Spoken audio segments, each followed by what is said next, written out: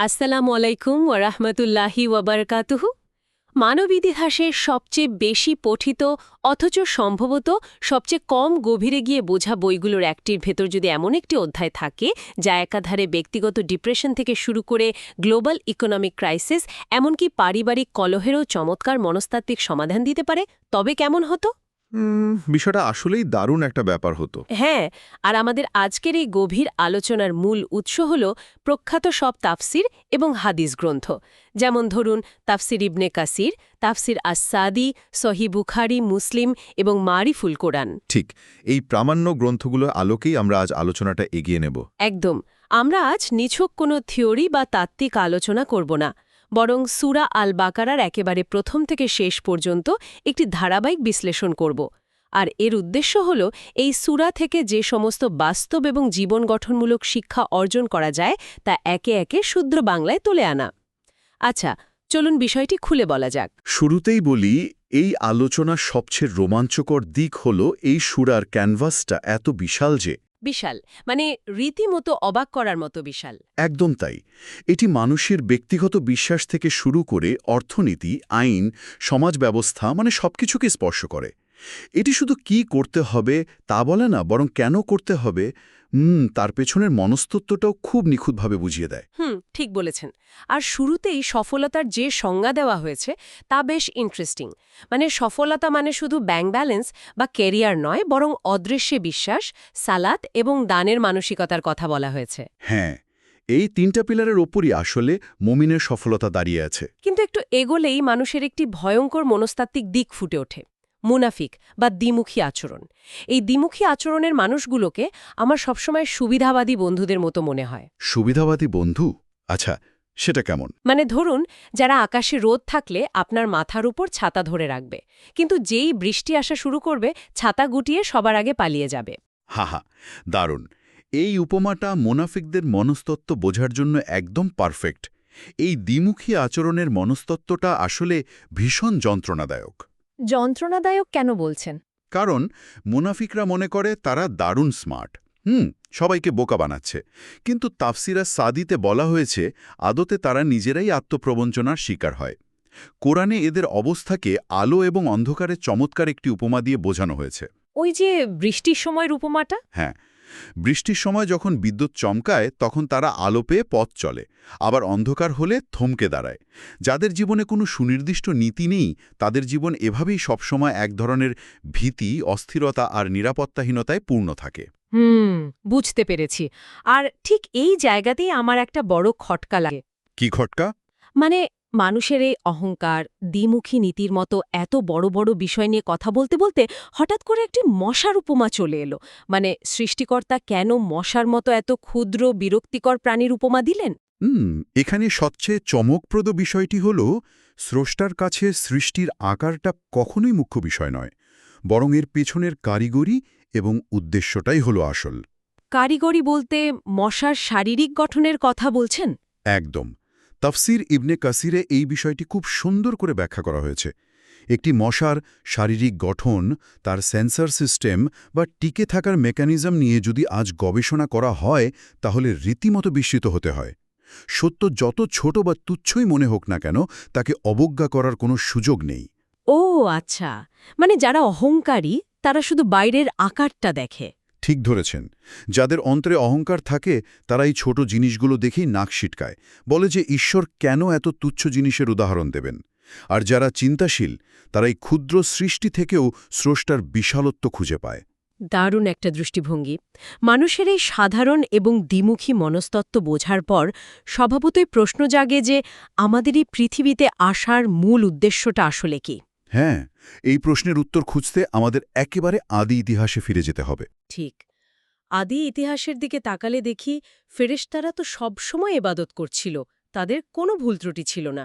তারপরও স্রষ্টা আদমকে খালিফা বা প্রতিনিধি হিসেবে নির্বাচন করলেন। এর কারণ হিসেবে বলা হলো জ্ঞান। অন্যদিকে ইবলিসের পতন হলো তার অহংকারের জন্য। তাহলে এসবের মানে কি দাঁড়াচ্ছে? আমরা যদি এটিকে বৃহত্তর প্রেক্ষাপটের সাথে যুক্ত করি তাহলে দেখব পৃথিবীতে নেতৃত্ব দেওয়ার প্রধান যোগ্যতা জন্মগত অধিকার নয়, বরং জ্ঞান। কিন্তু ফেরেশতারা তো প্রশ্ন করেছিলেন যে মানুষ পৃথিবীতে রক্তপাত করবে কিনা। হ্যাঁ, আর এই প্রশ্নটা কোনো অহংকার থেকে ছিল না, ছিল কৌতূহল থেকে। এর উত্তরে স্রষ্টা মানুষকে বস্তুসমূহের নাম শেখালেন। এই নাম শেখানো মানে শুধু কয়েকটা শব্দ মুখস্থ করানো নয়, বরং এটি হলো কনসেপচুয়াল নলেজ বা ধারণাগত জ্ঞান। আচ্ছা, মানে লজিক বা যুক্তি দিয়ে চিন্তা করার ক্ষমতা। একদম তাই। অন্ধ অনুকরণ কখনোই কাউকে শ্রেষ্ঠত্ব দেয় না। জ্ঞান অর্জন এবং সেই জ্ঞানের সাথে বিনয়ের সংমিশ্রণ, এটাই মানুষকে ফেরেশতাদের চেয়েও আলাদা এক মর্যাদা দিয়েছে। তার মানে ভুল করাটা মানবীয় বা হিউম্যান নেচার। কিন্তু ভুলের পর এবলিসের মতো অহংকার করে নিজের যুক্তিতে অটল না থেকে বিনয়ী হয়ে ক্ষমা চাওয়াই হলো আসল শিক্ষা। হ্যাঁ, আদমের ক্ষমা প্রার্থনার যে দোয়াটা আমরা জানি, সেটা তো এই বিনয়েরই চূড়ান্ত রূপ। পৃথিবীতে আসার পর মানুষের সবচেয়ে বড় রক্ষাকবচ হল এই ঐশী নির্দেশনার অনুসরণ, যা মানুষকে চরম হতাশা থেকে বাঁচিয়ে মানসিক প্রশান্তি দেয়। একদম তাই। আর এই আদিমানবের ইতিহাস থেকে একটু সামনে এগোলেই আমরা একটি নির্দিষ্ট জাতির ইতিহাসের মুখোমুখি হই, বনি ইসরায়েল। হ্যাঁ, বনি ইসরায়েলের ইতিহাস। এই অংশটা পড়তে গিয়ে আমার মনে হয়েছে তাদের ইতিহাস যেন আমাদেরই স্বভাবগত দুর্বলতাগুলোর একটা বিশাল আয়না। খুবই সত্যি কথা। তফসিরগুলোতে বারবার এই বিষয়টা মনে করিয়ে দেওয়া হয়েছে যে তাদের ভুলগুলো থেকে যেন আমরা শিক্ষা নিই। ঠিক বলেছেন। যেমন ধরুন, কথায় ও কাজে অমিল হওয়া। মানুষকে সৎ কাজের আদেশ দেওয়া হচ্ছে, কিন্তু নিজের বেলায় তা বেমালুম গায়েব। এটা সমাজের খুব কমন একটা চিত্র, তাই না? হ্যাঁ, এই পর আসে সেই বিখ্যাত গরুর ঘটনা। একটি গরু জবাই করার নির্দেশ দেওয়া হলো, আর তারা শুরু করল একের পর এক প্রশ্ন। এই জায়গাটা মানুষের ওভার কোয়েশ্চেনিং বা অতিরিক্ত প্রশ্ন করার মানসিকতার দারুণ একটা উদাহরণ। একদম। মানে গরুর রং কি হবে, বয়স কত হবে, দেখতে কেমন হবে, এটি অনেকটা সেই ক্লায়েন্টের মতো যাকে একটি সিম্পল লোগো বানাতে যাওয়া হয়েছে, আর সে প্রতিদিন জিজ্ঞেস করছে নীল রঙের শেড কি আকাশের মতো হবে নাকি সমুদ্রের মতো। হা হা হা, দারুণ একটা উদাহরণ টেনেছেন। শেষমেশ তো কাজটাই আর হয়ে ওঠে না। ঠিক তাই। ধর্মে এই অযথা চুলচেরা বিশ্লেষণ মানুষের জন্য সবসময় একটা বড় বাধা হয়ে দাঁড়ায়। স্রষ্টার নির্দেশ সহজভাবে পালন করাতেই কল্যাণ নিহিত, কিন্তু তারা প্রশ্ন করে করে বিষয়টিকে নিজেদের জন্যই অসম্ভব কঠিন করে তুলেছিল। আর এই বারবার অবাধ্য হওয়ার কারণে কি হলো? এই বারবার অবাধ্যতা এবং সত্যকে প্রত্যাখ্যান করার কারণে তাদের অন্তর পাথরের চেয়েও শক্ত হয়ে গিয়েছিল বলে উল্লেখ করা হয়েছে। মনস্তাত্ত্বিকভাবে দেখলে মানুষ যখন বারবার সত্য জেনেও তা অস্বীকার করে, তখন তার মধ্যে এক ধরনের ইমোশনাল ডেডনেস বা আবেগীয় অসারতা তৈরি হয়। Emotional deadness. পাথর থেকেও তো ঝর্ণা বয়, কিন্তু কিছু মানুষের অন্তর সত্যের সামনে একটুও গলে না। এটা সত্যি ভাবিয়ে তোলে যে মানুষের অন্তর কতটা কঠিন হতে পারে। ঠিক। তবে এই সংকটগুলো মোকাবেলা করার জন্য কোরআনে কিন্তু একটা দারুণ মেকানিজম দেওয়া হয়েছে: ধৈর্য বা সবর এবং সালাত। হ্যাঁ, বিপদের সময় ধৈর্য আর সালাতের সাহায্য নেওয়ার কথা বলা হয়েছে, আর এর সাথে যুক্ত হয়েছে মানুষের সাথে সুন্দর কথা বলার নীতি। এই বিষয়টা একটু বিস্তারিত বলা দরকার। অবশ্যই। এখানে শুধু নিজ ধর্মের মানুষের কথা বলা হয়নি, বলা হয়েছে মানুষের সাথে সুন্দর কথা বলতে, অর্থাৎ মুসলিম অমুসলিম নির্বিশেষে সবার সাথে ভালো আচরণ করা এবং কেউ অন্যায় করলেও তাকে ক্ষমা করা ও উপেক্ষা করা। এই যে ক্ষমা করা এবং উপেক্ষা করে নিজের লক্ষ্যে অটল থাকা, এর জন্য তো প্রচণ্ড মানসিক শক্তির প্রয়োজন। আর এই শক্তির জন্য দরকার সঠিক নেতৃত্ব। সেই নেতৃত্বের একটি আদর্শ দৃষ্টান্ত আমরা পাই ইব্রাহিমের জীবনে। আচ্ছা, ইব্রাহিমের নেতৃত্ব কিভাবে আলাদা ছিল? তিনি কিন্তু জন্মগতভাবে নেতা হননি। তাফসিরগুলো পড়লে দেখা যায় তাকে কঠিন সব পরীক্ষায় উত্তীর্ণ হওয়ার পরই পুরো মানবজাতির জন্য নেতা বানানো হয়েছিল। এখানেই বিষয়টি আসলে দারুণ আকর্ষণীয় হয়ে ওঠে, কারণ এরপরই বলা হচ্ছে উম্মাতে ওয়াসাত বা মধ্যপন্থী জাতির কথা। আমরা সাধারণত ভাবি চরমপন্থায় হয়তো বেশি পুণ্য। অনেকেই এমনটা ভাবে বটে। হ্যাঁ, কিন্তু জীবনের সব ক্ষেত্রে, ধরুন ইবাদত থেকে শুরু করে খরচ করা বা মানুষের সাথে আচরণে, এই ভারসাম্য বা মিডল গ্রাউন্ড বজায় রাখাটা আসলে অনেক বেশি কঠিন, আর এটি ইসলামের মূল সৌন্দর্য। ঠিক, এই ভারসাম্য বজায় রাখাটাই হলো সবচেয়ে বড় চ্যালেঞ্জ। ধরুন কেউ সারাদিন শুধু ইবাদত করছে, কিন্তু সংসারের বা সমাজের খোঁজ রাখছে না। ইসলাম এটাকে সাপোর্ট করে না। আবার সারা দিন টাকা কামাচ্ছে কিন্তু স্রষ্টাকে ভুলে যাচ্ছে, সেটাও কাম্য নয়। একদম। এই ব্যালেন্সটা ধরে রাখার জন্য দরকার বিপদ মোকাবেলা করার মানসিক শক্তি। যখন বলা হয় যে ভয়, ক্ষুধা বা জানমালের ক্ষতি দিয়ে পরীক্ষা করা হবে, তখন যারা ইন্না লিল্লাহি ওয়া ইন্না ইলাইহি রাজিউন বলে, তাদের জন্য সুসংবাদ রয়েছে।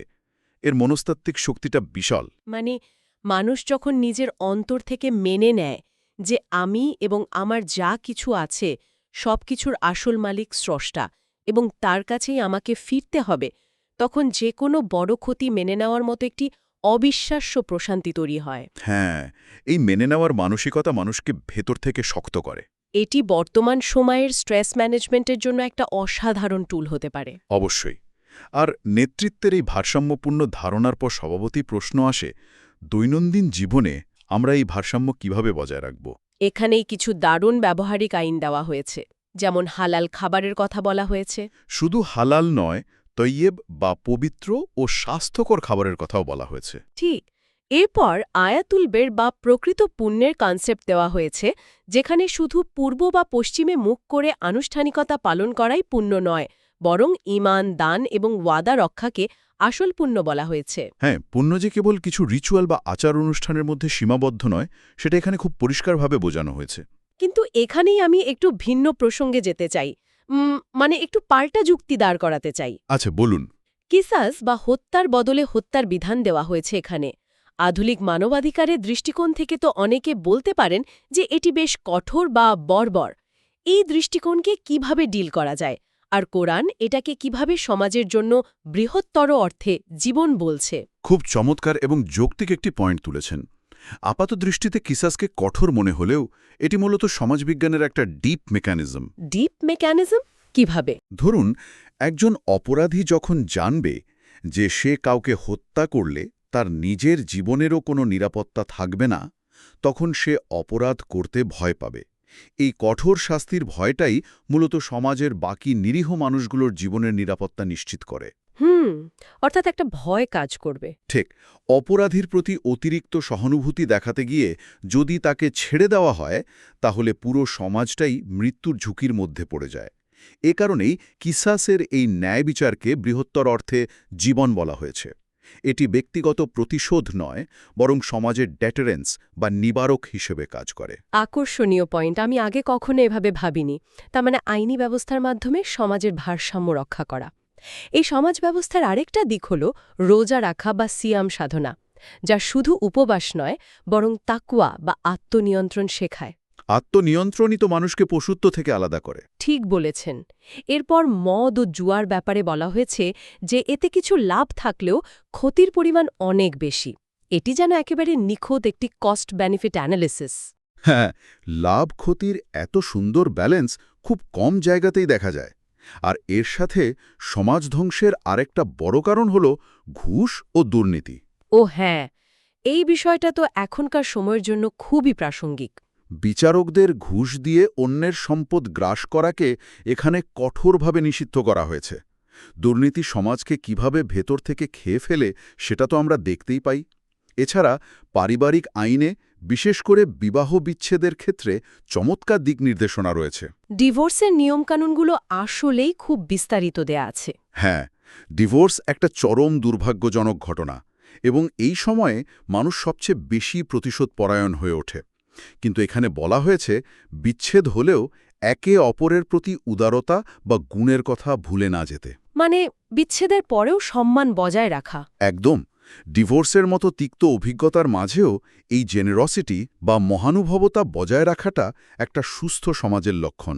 সত্যি, বিচ্ছেদের সময়ে মানুষ যেখানে একে অপরকে ধ্বংস করতে চায়, সেখানে এমন উদারতার শিক্ষা বেশ বিরল।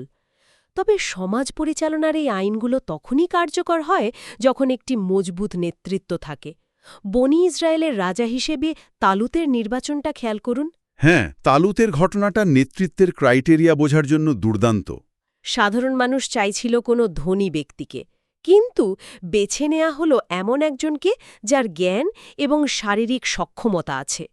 এটিকে যদি আমি আধুনিক উপমায় ফেলি, এটি যেন বিশাল এক মাল্টিন্যাশনাল কোম্পানির জন্য কোনো অযোগ্য ধনী উত্তরাধিকারীর বদলে একজন অত্যন্ত দক্ষ, জ্ঞানী এবং পরিশ্রমী সিইও বেছে নেওয়ার মতো ঘটনা। হা, এই আধুনিক কর্পোরেট উপমাটা একেবারে নিখুঁত। নেতৃত্বের মাপকাঠি কখনো বংশ বা টাকা হতে পারে না, হওয়া উচিত স্কিল এবং নলেজ। আর এই যোগ্য নেতৃত্ব তখনই সফল হয় যখন চূড়ান্ত ক্ষমতার উপর মানুষের অটল বিশ্বাস থাকে। চূড়ান্ত ক্ষমতা বলতে আল্লাহর ক্ষমতার কথা বলছেন? হ্যাঁ, এটি একটি গুরুত্বপূর্ণ প্রশ্নে জন্ম দেয়। ক্ষমতা আসলে কার হাতে?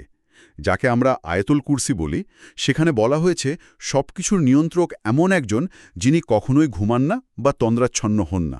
মানে তার কোনো দুর্বলতা নেই? ঠিক। মানুষ যখন জানে যে মহাবিশ্বের সর্বময় ক্ষমতার অধিকারী এমন একজন যিনি সব দেখছেন এবং যিনি কখনোই ক্লান্ত হন না, তখন সে এক ধরনের চরম মানসিক নিরাপত্তা পায়। তার ভেতর থেকে দুনিয়াবি সব ভয় দূর হয়ে যায়। আর সেই পরম ক্ষমতার অধিকারী হয়েও কিন্তু ঘোষণা দেওয়া হচ্ছে দিনের ব্যাপারে কোনো জবরদস্তি নেই। অর্থাৎ জোর জুলুম করে কাউকে বিশ্বাস করানো যায় না। বিশ্বাস আসতে হবে ভেতর থেকে, যুক্তি এবং উপলব্ধির মাধ্যমে। একদম তাই। ইসলাম যুক্তিতে বিশ্বাসী, অন্ধ জবরদস্তিতে নয়। এবার আমরা আসি বিশ্বাস এবং সামাজিক আইনের সবচেয়ে বড় পরীক্ষার জায়গায়, মানুষের অর্থনৈতিক লেনদেন। এই অংশটি অর্থনীতি এবং সামাজিক দায়বদ্ধতার উপর একটি মাস্টার ক্লাস বলা যায়। অর্থনীতি ছাড়া তো একটা সমাজ টিকতেই পারে না। ঠিক, এখানে দানের একটি চমৎকার উপমা দেওয়া হয়েছে। একটি বীজ থেকে যেমন ৭০০ শস্যকণা জন্মায়, দানও তেমনি বহুগুণ বেড়ে যায়। কিন্তু কেউ যদি দান করে খোটা দেয় বা মানুষের সম্মান নষ্ট করে, তবে সেটার পুরো এফেক্টটাই জিরো হয়ে যায়।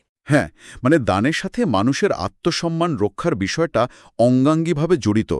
আর দানের ঠিক বিপরীত মেরুতেই রয়েছে সুদ বা রিবা। ব্যবসাকে হালাল এবং সুদকে হারাম করার পেছনের ইকোনমিক মেকানিজমটা বোঝা খুব জরুরি। এই মেকানিজমটা আসলে কিভাবে কাজ করে? দেখুন, ব্যবসা অর্থনীতিতে ভ্যালু অ্যাড করে, সম্পদের প্রবাহ নিশ্চিত করে এবং ঝুঁকি নেওয়ার মানসিকতা তৈরি করে। মানে এখানে লাভ ক্ষতি দুটোই আছে। অন্যদিকে সুদ কেবল ধনীদের আরও ধনী করে এবং গরিবদের শোষণ করে। মানে গরিবের টাকা ধনীর পকেটে যাওয়ার একটা নিশ্চিত রাস্তা। একদম।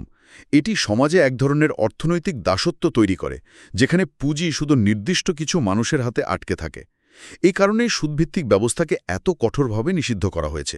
এই অর্থনৈতিক আলোচনার মধ্যে আমার জীবনের অন্যতম সেরা একটা আহা মোমেন্ট লুকিয়ে আছে। তাই নাকি? সেটা কোনটা? পবিত্র কোরআনের সবচেয়ে দীর্ঘ আয়াত, যাকে আয়াতুদ দাইন বলা হয়, সেটি কিন্তু কোনো জটিল দার্শনিক তত্ত্ব বা পারলৌকিক হিসাব নিকাশ নিয়ে নয়। সেটি হল দৈনন্দিন জীবনের ঋণ বা বাকির লেনদেন কিভাবে লিখিত রাখতে হবে, সাক্ষী রাখতে হবে, সেই ব্যবহারিক বিষয়ের উপর। পুরো ১ পৃষ্ঠার একটা আয়াত। হ্যাঁ, এটি আসলেই অবাক করার মতো একটা বিষয়। একটু ভাবা যেতে পারে, আজ আমরা বন্ধুকে ধার দিয়ে বা মৌখিক চুক্তির কারণে যে সম্পর্কগুলো নষ্ট করছি, তার একটা সলিড কর্পোরেট সলিউশন ১৪০০ বছর আগেই দিয়ে রাখা হয়েছে। সলিউশনটা খুব সিম্পল, লিখে রাখো। অসাধারণ পয়েন্ট। একটি স্বচ্ছ অর্থনৈতিক ব্যবস্থাই হল একটি সুন্দর সমাজের মূল ভিত্তি। চুক্তি লিখিত থাকলে সমাজে অবিশ্বাস বা বিবাদের কোনো সুযোগ থাকে না। আর যদি লেখার সুযোগ নাও থাকে, একে অপরের প্রতি বিশ্বাসের ভিত্তিতে লেনদেন হয়, তখন আমানত রক্ষা করাটাকে বিশ্বাসের সবচেয়ে বড় অঙ্গ হিসেবে দেখা হয়েছে। আমানতের খেয়ানত করা তো মুনাফিকের লক্ষণ, যেটা আমরা শুরুতেই আলোচনা করেছিলাম। একদম ঠিক ধরেছেন। শুরু আর শেষের এই কানেকশনটা দারুণ। দেখতে দেখতে আমরা একেবারে শেষ প্রান্তে চলে এসেছি। সূরার শেষের দিকের আয়াতগুলো মূলত একটি সমাপ্তনী প্রার্থনা। মনের ভেতরে লুকিয়ে থাকা চিন্তারও হিসাব নেওয়া হবে, কিন্তু মুমিনদের বৈশিষ্ট্য হল তারা কোনো প্রশ্ন ছাড়া বলে, আমরা শুনেছি এবং মেনে নিয়েছি। বনি ইসরায়েল যেখানে পদে পদে প্রশ্ন করেছিল, সেখানে মুমিনদের এই সাবমিশন বা আত্মসমর্পণটা একটা বড় পার্থক্য করে দেয়। আর ঠিক এই জায়গাটাতেই আসে পরম শান্তির একটি বাণী। সেই পরম শান্তির বাণীটা কি? বলা হয়েছে, তিনি কাউকে তার সাধ্যের বাইরে কোনো বোঝা চাপিয়ে দেন না। আমরা যদি ভুল করি বা ভুলে যাই, আমাদের যেন ক্ষমা করা হয়, সেই আকুতি দিয়ে এই বিশাল আলোচনাটির সমাপ্তি টানা হয়েছে। সুবহানাল্লাহ। এই গভীর আলোচনা শেষে একটা ভাবনার বিষয় রেখে যেতে চাই। স্রষ্টা স্বয়ং ঘোষণা করেছেন যে তিনি আমাদের সাধ্যের বাইরে কোনো বোঝা দেন না। তাহলে আজ আধুনিক এই জীবনে আমরা যে প্রতিনিয়ত অসহনীয় মানসিক চাপ, ডিপ্রেশন আর অস্থিরতায় ভুগছি, তা কি সত্যি উপর থেকে আসা কোনো বোঝা? এই প্রশ্নটা আসলেই খুব গভীর। তাই না? একটু ভাবা যেতে পারে এই যে আমরা এতক্ষণ আলোচনা করলাম, কখনো সুদের পেছনে ছুটে, কখনো চরমপন্থায় গিয়ে, কখনো বা মানুষের সাথে সুন্দর আচরণের নীতি ভুলে গিয়ে, এই জীবন গঠনমূলক শিক্ষাগুলোকে পাশ কাটিয়ে আমরা কি নিজেরাই নিজেদের ওপর এ পাহাড়সম স্ট্রেস চাপিয়ে নিয়েছি? একটু ভেবে দেখবেন। জেজাকাল্লাহু খায়ের। আল্লাহ আপনাকে উত্তম প্রতিদান দিন আমাদের কথা শোনার জন্য, আপনার মূল্যবান সময় ব্যয় করার জন্য।